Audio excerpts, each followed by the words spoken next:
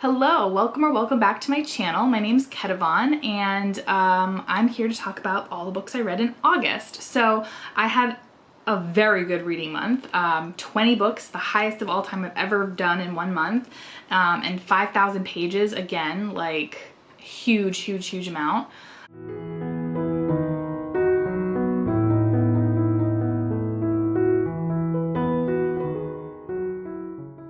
I'll admit it's probably because I wasn't making YouTube content for half the month, so that definitely helped, gave me a lot more free time.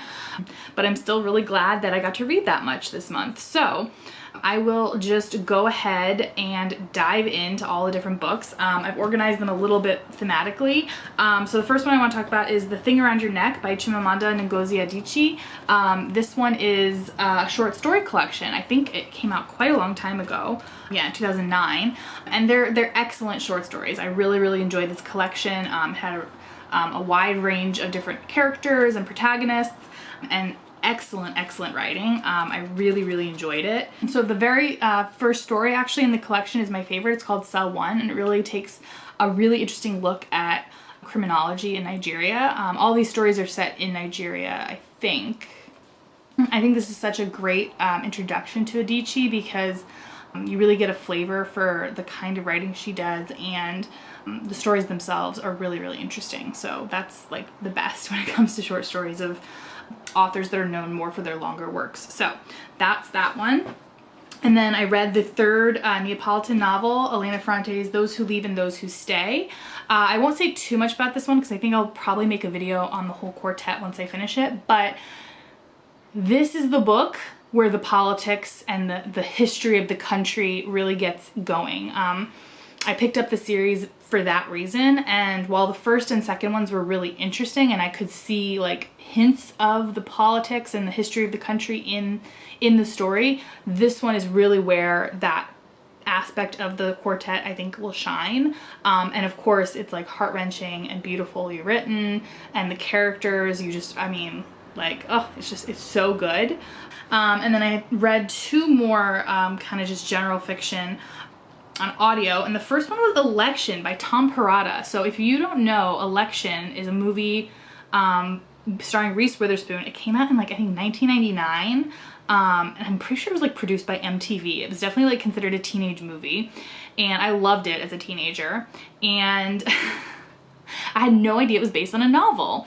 And the reason for that is probably because the novel is actually not as good as the movie, sorry to say. But I really did enjoy it. It was a really fun read, and the audiobook especially is really nice. It's like a full cast, so it's really fun to hear everyone's voices.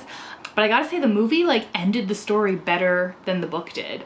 So if you know the ending to the movie, the book ends in a completely different way, and it's very unsatisfying. So I was really happy to read the book, but I wouldn't say you need to go out and read it, just if you're curious. But I did especially want to read it because he actually wrote a sequel. So Election is basically the story of this this teenager in high school who's like very Tracy Flick. She's very academically oriented. She's set on college. She's gonna get scholarships. She's like a type A personality, and it's all about this like high school election for class president. And I don't want to ruin it too much, but, well, no, I can ruin it because that's like the opening line basically, is that a teacher doesn't like her and tries to like rig the election against her. And it blows up in a very like fun, spectacular way. But anyway, so that happens in the first book, and then Tom Perrotta's written a sequel. I forget what it's called. I'll pop it up, the title.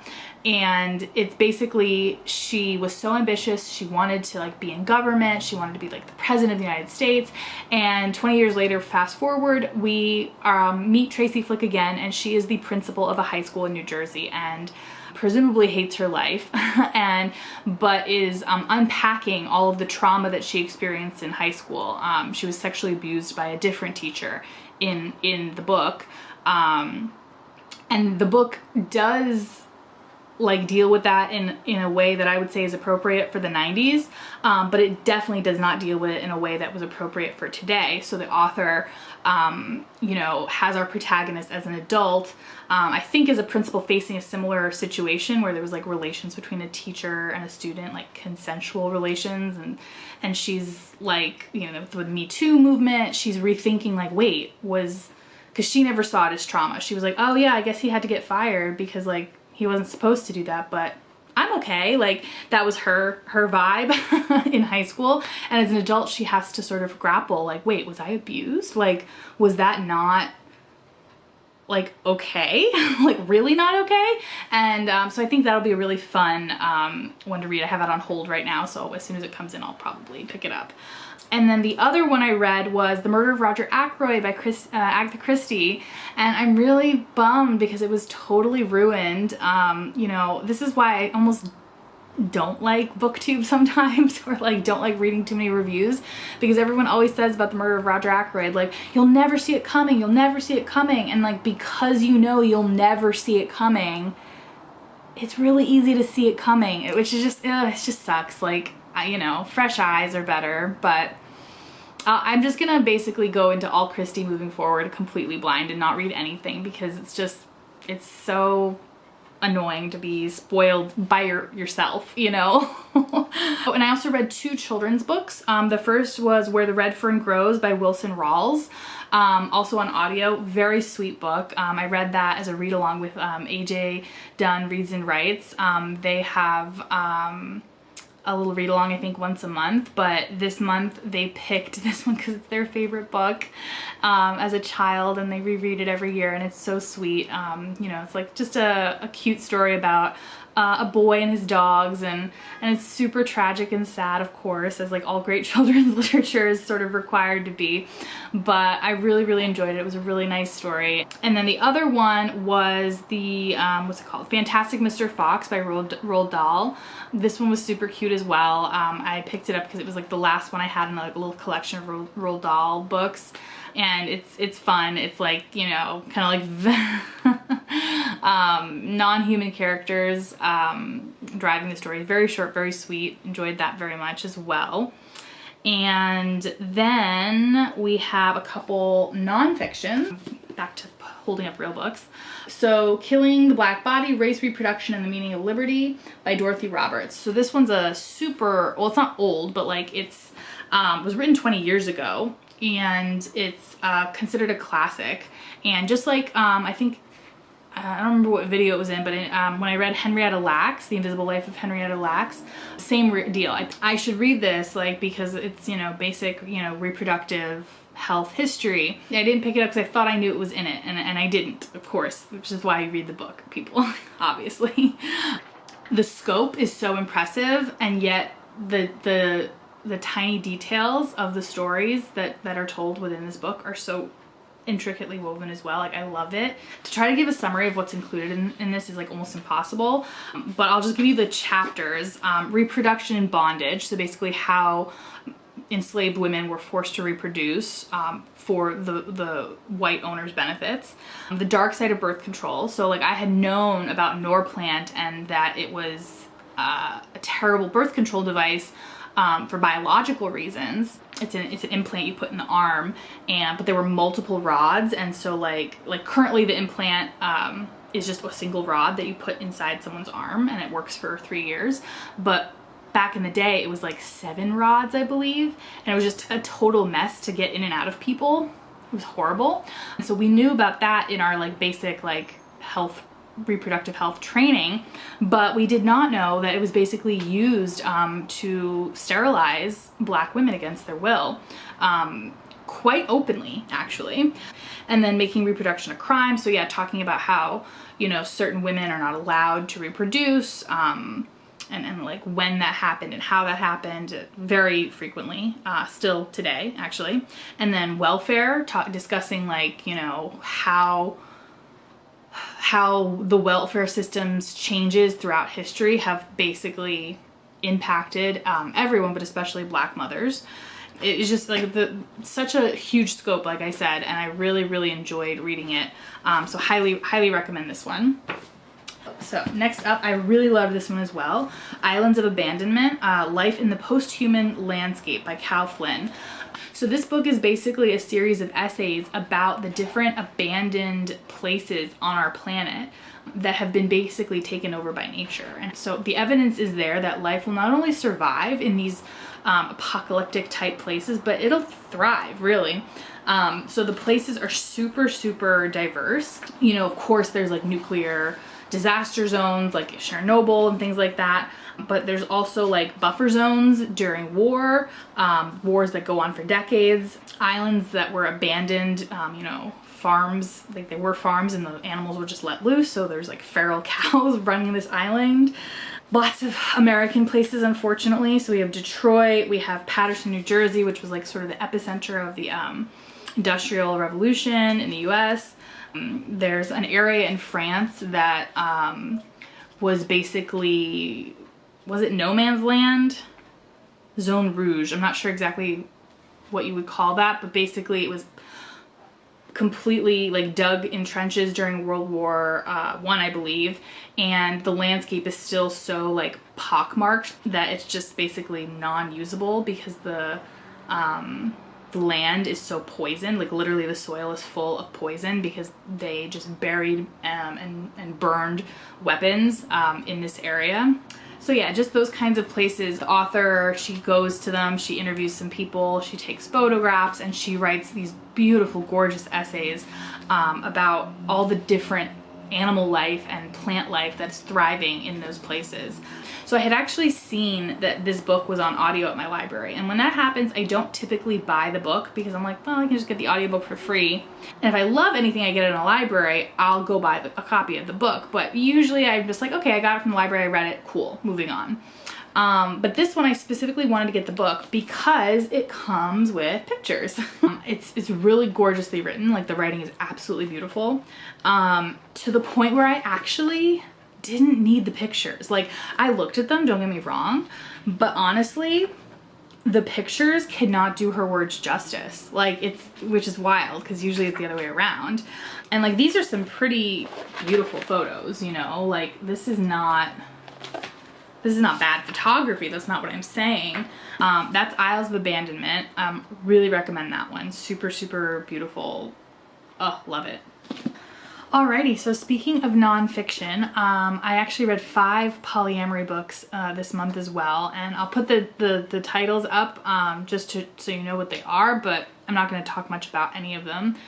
And I'll talk more about them in future videos, so I don't really feel the need to talk about them here, with the exception of one. So this one is called Wayward Lives, Beautiful Experiments, Intimate Histories of Riotous Black Girls, Troublesome Women, and Queer Radicals by Saidiya Hartmann. This one was so good. This is narrative nonfiction, and it basically chronicles you know, the lives of Black women and queer people who completely changed the urban landscape in the United States, and they were true change makers in terms of what was socially acceptable and what you know, we as a society had to fight back against in terms of rigid morality police, quite literally, you know.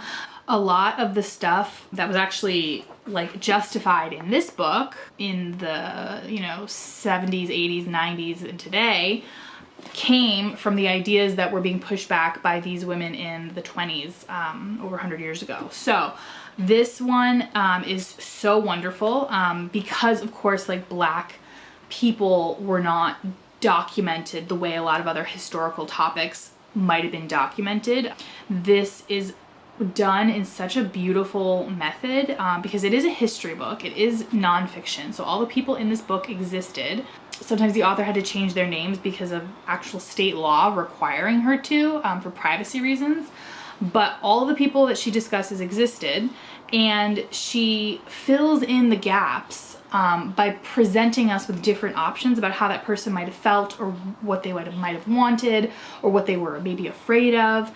And it's not done in like a typical white man, like, I'm writing a history book and you know, I'm going to tell you that this big important political figure believed this based on this exact quote that they said, and that tells me this, and you know, kind of like traditional history books that always have a slant because the author does have to put a lot of their opinion into it. This one, what's weird is it's even less objective in the sense that it's almost all subjective from the author, aside from the details that she finds in archives in terms of like the thoughts and feelings of the individuals. But because she presents a variety of options, you are like, yeah, maybe it was this, maybe it was that. We don't know, but it's interesting.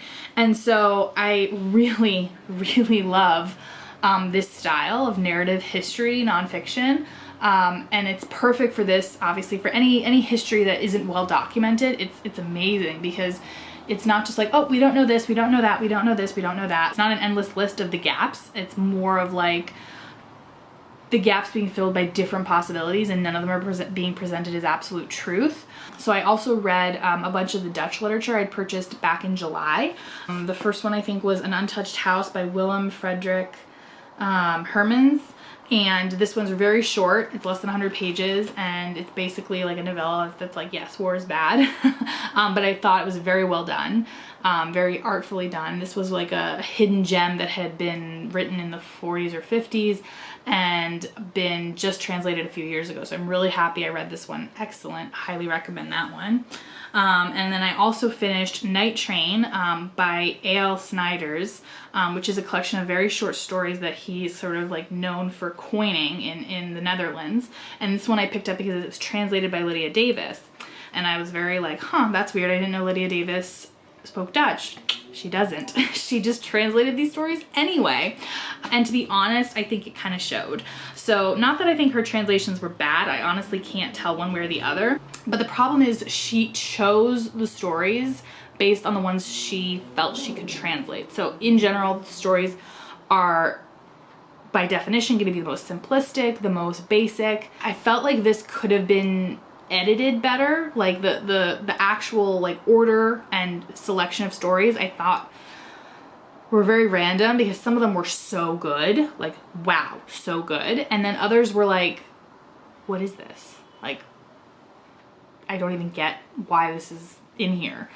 So it was very kind of like an up and down collection for me. But I made a note of like 1, 2, 3, 4, 5, 6, 7, 8, and at least like 10 stories I loved enough to like fold, you know, to fold a corner down. So, which is unfortunate because I think there is more to him. It's just the translation's not great, but who knows? I mean, we probably wouldn't even get any translation of him unless Lydia Davis decided this was worth her time. So there's that as well. I think it's at least a 3-star read, but it's definitely, I expected more from it, so that was kind of a bummer.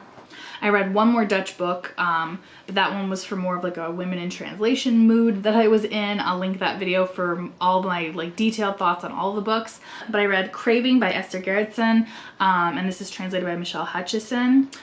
And I did not like this one, unfortunately. I'll leave, you can go to that video for more. I don't want to bash too much on her, but so basically this book, I did not like it because it has really bad autistic writing. It's a very one-dimensional and stereotypical depiction of an autistic woman, the mother. It's a mother-daughter story, and the mother's dying, and the daughter moves into her house to be with her during her last days, and that's what I was excited about. But then the mother's just this like very stereotypical autistic person that had like no depth or emotion or character development, and now that I'm thinking about it more after making that original video bashing the autistic writing, I wonder if the author actually doesn't have an autistic person in their life or something like that, because it kind of felt like the story was more about the daughter accepting that her mother wouldn't change rather than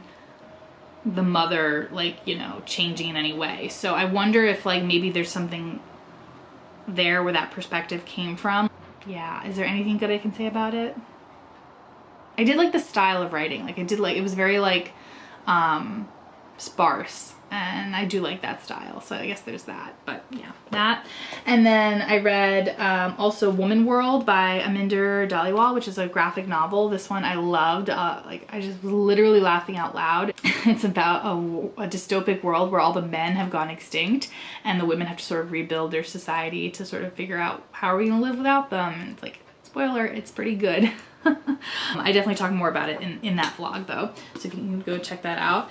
And then I also read The White Book by Hong Kong, which is like a collection of actually poetry. I was listening to the audiobook, so I didn't realize it, but it's poetry, not essays. I thought it was essays at the time, about all different things about the color white, and white in Korean culture is like a symbol, so it's very like melancholy and sad, but also very beautiful, and I really enjoyed it. Super sweet and short, and I really liked it a lot. So I also read Drive Your Plow Over the Bones of the Dead by Olga Tokarczuk. I really love this one. Such a good story. It's an old lady who's convinced that the men in her town who are dying are being murdered by the animals that they hunt. Love it. It's such a wild ride. I really enjoyed it, and she's a Nobel Prize winner, so I've like ticked off another Nobel Prize winner off my list, and it's just very like, it was a very good book to read in that particular mood I was in. So that was great. And the very last book on the list is Pigtails by Marie Darrieussecq, and this one's translated by Linda Coverdale, I believe. Yes.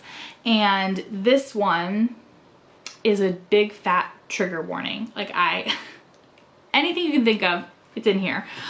I'm glad I read it. I don't think it has really high literary value in the sense of the story, and the character development was really minimal, but it is satire, it is exaggerated, it is, you know, jumping from one place to another for a reason, and it is a very interesting examination of French feminism and French culture. So I am really glad that I read it. I did a whole reading vlog about it, so you can watch all my crazy reactions. I mean, honestly, like my face, like jaw dropping multiple times in this book. It's a wild book. Like I can't, it's like 130 pages, and like every page is like jaw droppingly, astonishingly shocking. And you know, there's a reason for that, but it's also just so much. It's so much. Those are all the books that I read in the month of August. Let me know what you were reading in August, what you plan to read for September. I really hope you had a great reading month in August, and until next time, bye!